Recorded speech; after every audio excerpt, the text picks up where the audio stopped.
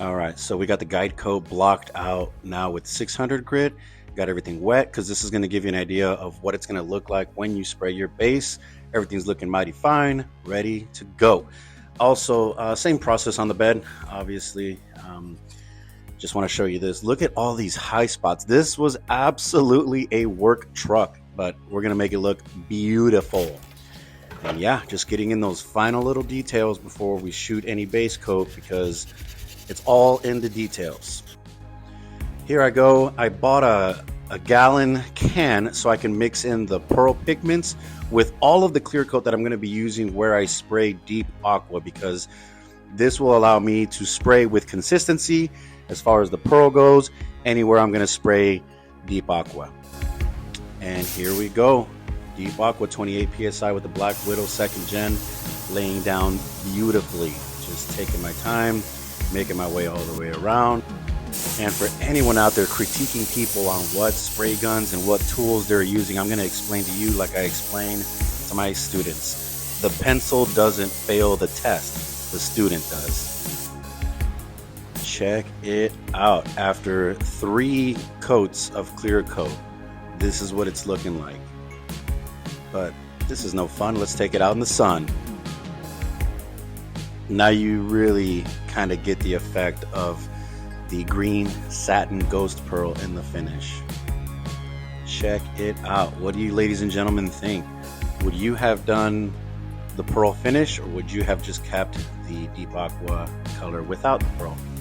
I really like the finish. I think it looks absolutely fantastic. It is absolutely going to stand out from other paint jobs that might have a similar color, and it just brings me back to the 60s era, right? It's really, really pretty.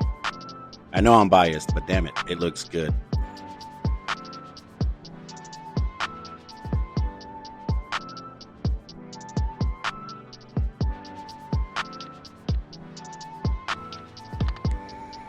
And yeah, just like with any other paint job, you're gonna run into situations like this nasty old paint run here, and goodness gracious, let me explain what I'm about to do to take care of that. All right, so if I can help anyone, I'm going to try to explain what happened here, obviously, besides getting a run, right?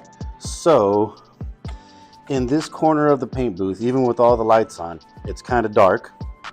So a couple of mistakes that I made. Number one, I didn't have my headlamp on. To give me more of a visual of what I'm doing. 2, I didn't have my gun light on the gun.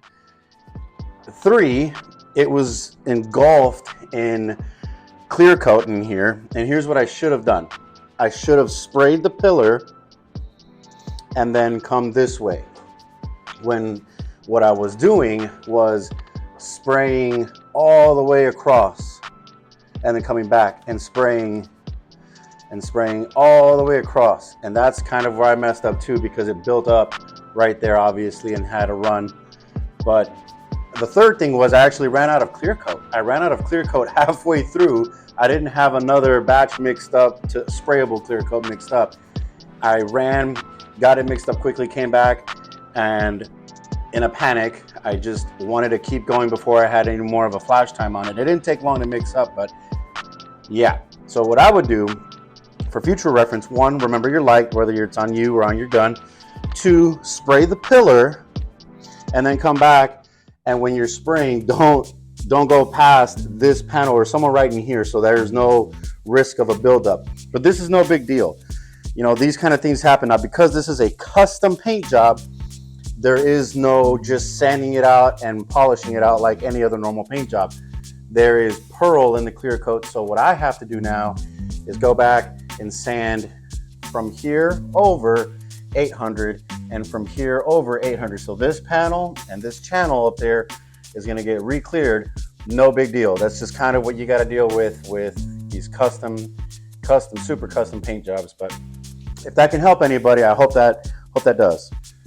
And I have one more little baby run on this one here, so I'm gonna sand 800 on that pillar and spray just that side, but everything else looking good. Not bad for spraying all these parts at the same time.